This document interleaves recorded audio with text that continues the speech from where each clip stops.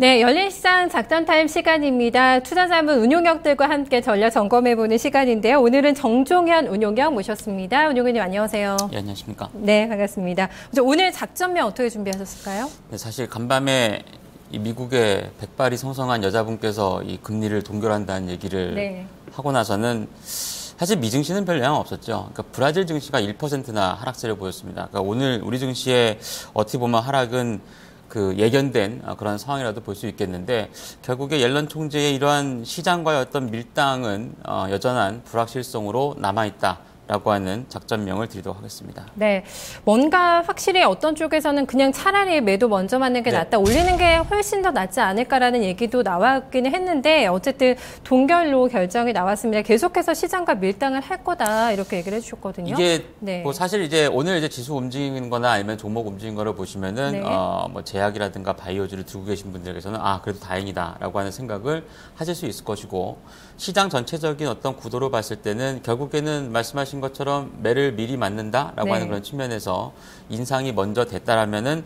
오히려 위험자산에 대한 선호도가 확실하게 높아지는 가운데 연말 시장까지 조금 더 편안하게 갈 수 있는 그런 그림이 되지 않았나라고 좀 보여집니다. 사실 뭐 이제 밀당이라고 제가 표현을 하긴 했습니다만 10월 인상 가능성은 굉장히 극히 드뭅니다. 지금 실업률을 제외한 나머지 경제 지표가 한 달 만에 그렇게 화끈하게 개선된다라고 하는 거는 사실 말도 안 되고요. 그렇기 때문에 이제 뭐 12월 얘기가 나오는 건데 이렇게 되면 12월 달에 인상이 된다고 하더라도 그 남은 기간 동안에 올라가면 올라갈 때마다 금리 인상되지라고 하는 그런 생각을 할 수밖에 없는 그런 구도라 볼 수 있겠고 시장 일각에서 나온 대로 내년도 3월에 인상한다라고 하면은 사실 올해 남은 시장이 굉장히 힘들어질 수밖에 없는 그런 구도가 될 수 있기 때문에 사실 시장 입장에서는 별로 좋은 것 같지는 않습니다. 지금 이제 일본 증시도 그렇고 일단 전체적인 불확실성은 여전히 유지를 하는 가운데 시장의 전략을 짜봐야 될 것으로 보여집니다. 네, 사실 뭐 이제 금리 얘기만 나와도 지겹다라고 사실은 말씀하시는 시청자분도 굉장히 많으셔서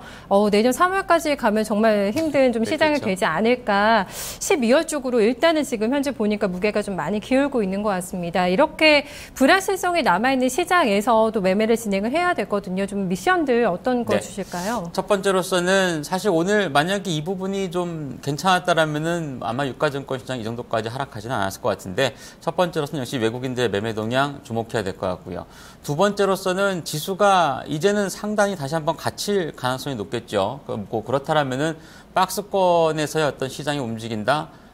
이러한 과정이라면은 고퍼주들 오늘 움직이는 화장품이라든가 뭐 제약 바이오라든가 이런 쪽에 다시 한번 관심을 가져봐야 될 것이고 마지막으로서는 역시 3분기 실적 발표 시즌 다음 달이면 또 임박했기 때문에 실적주에 대한 관심은 지속한다라고 하는 세 가지 미션을 드리도록 하겠습니다. 네, 기본으로 돌아가서 실적과 수급을 좀 점검을 해보자라는 쪽으로 지금 오늘의 미션이 좀 요약이 되지 않을까 싶은데요. 외국인들이 지금 다시 매도로 돌아섰거든요. 코스피에서는요. 일단 뭐 지난주 시장하고 며칠간의 순매수를 지속하는 거로 봤을 때는 결국엔 동결에 대한 선제적인 포지션 자체가 유입이 되지 않았나라고 좀 보여집니다. 실질적으로 그 기간 동안에 가장 많이 매수했던 업종이라든가 종목을 보면 전기전자 업종이라든가 그리고 화학 업종하고 건설 업종 이 세 가지 업종을 집중적으로 많이 사들이는 그런 모습을 보여줬는데 동결과 함께 재차 매도로 반전된다. 물론 8월 달과 같이 뭐 하루에 3천억, 4천억씩 파는 이런 매도가 진행되지는 않을 겁니다. 그렇다던 치더라도 어제까지 또 어제라고 할 수는 없겠고 일단 이번 주 내내 지속이 되었던 전체적인 시장의 상승의 움직임 자체를 뭐 외국인과 기관 모두 쌍끌이로 끌고 올랐다라고 본 점을 감안해 보면 일단 그 한 축이 매도로 반전되었다. 그러면 지수의 어떤 상승 탄력도라든가 아니면 각도가 조금 둔화될 수밖에 없는 그런 구도가 되지 않나 보여집니다. 일단 말씀드린 대로 제가 뭐 브라질 증시가 1% 빠졌다. 그러면 우리 증시도 똑같이 빠져야지. 뭐 이거는 사실 말이 안 되고요.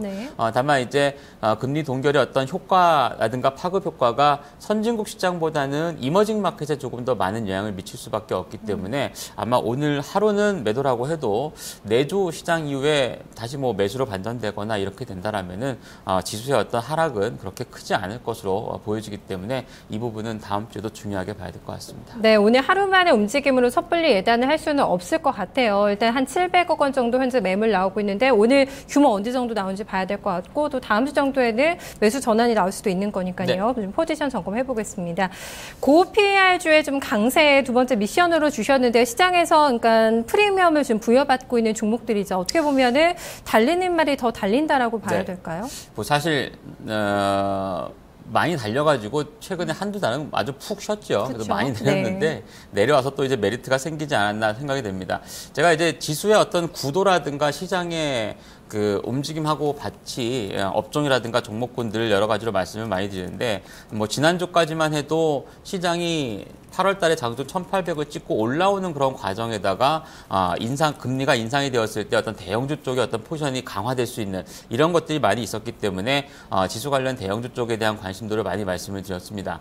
물론 그러한 와중에 있어서 결국엔 금리가 동결이 되고 비둘기파적인 발언이 나온다라면은 결국에는 금리 인상으로 인해서 지수가 상단이 막혀버릴 수가 있는 그런 구도가 될 수 있기 때문에 뭐 지금으로서는 잘해야 위로 열린 게 한 2,050포인트 정도가 보입니다만 결국에 이러한 구도가 형성이 된다라면은 박스권이라면은 우리 5, 6, 7월 달에 가장 많이 움직였던 네. 고퍼주들이 다시 움직일 수 있는, 뭐 움직인다고 해서 그 당시하고 똑같이 마냥 폭등하거나 그러진 않겠습니다만 워낙에 8, 9월 달에 많이 하락한 만큼 뭐 화장품이라든가 아니면은 제약 바이오라든가 이런 쪽이 단기적으로 좀 매기가 나올 수 있는 그런 부분은 뭐 충분히 있다라고 좀 보여집니다. 그래서 현재 어떤 시장의 구도라든가 수급이라든가 이런 것을 감안했을 때에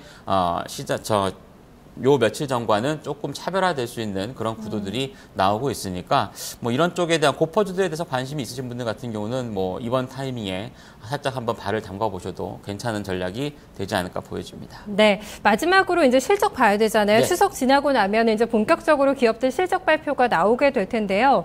어느 정도 좀 기대감이 있다라는 얘기도 많아서 좀 잘 접근을 해봐야 될 것 같은데 3분기 실적에 대한 기대감 있는 쪽 어디 보실까요? 네, 주간 단위로 이제 실적에 대한 가이던스가 계속 발표가 되는데요. 네. 3분기 실적 가이던스가 자꾸 올라가요, 지금. 네. 한 23% 정도 전년 동기 대비 영업이익이 증가할 거라고 현재 전망이 되고 있습니다. 아마 이것은 환율 효과에 따른 IT라든가 자동차주 쪽에서의 실적이 전년 동기 대비로 개선세를 보이기 때문이다라고 볼 수 있겠고, 그 밖에도 화학을 비롯한 정유와 같은 뭐 상반기 좋았던 실적군들이 하반기도 나쁘지 않을 걸로 전망이 되기 때문에 실적주에 대한 관심을 지속해야 될 겁니다. 아마도 뭐 금리가 동결이 되고 이머징 마켓이 조금 하락세를 보인다고 해도 현재 3분기 실적에 대한 가이던스가 자꾸 올라가는 그런 구도가 되면 밑에 하단이 뭐 예를 들어서 뭐 1,850이다 아니면 1,800이다 이렇게 떨어지지 않고 네. 상당히 올라올 수 있기 때문에 거기에 따라서 어떤 뭐 실적주들의 움직임은 상당히 괜찮을 것으로 보여지기 때문에 지수의 변동성이 다소 생각보다 많이 확장되지 않는다라면은 실적주 위주로 해서 관심도 여전히 가져가 봐야 될 것으로 보여집니다. 네, 좀 단기간에 눌림목 받고 있는 고퍼 종목군들 그리고 3분기 네. 실적 기대주 이 레이더망에 걸리는 종목군들 어떤 거 네, 있을까요? 오늘 세 종목인데요. 고퍼주들 중에서는 두 종목 그리고 실적주에서 한 종목을 좀 소개를 시켜드리겠습니다. 첫 번째는 아모레진인데요. 사실 이제 화장품 관련 종목군들이 이제 조만간 우리도 추석이고 네. 뭐 중국도 이제 국경절이고 해서 많이 기대치가 있는데 사실 어제까지만 해도 PER이 높았던 쪽은 거의 움직이지 못했습니다. 근데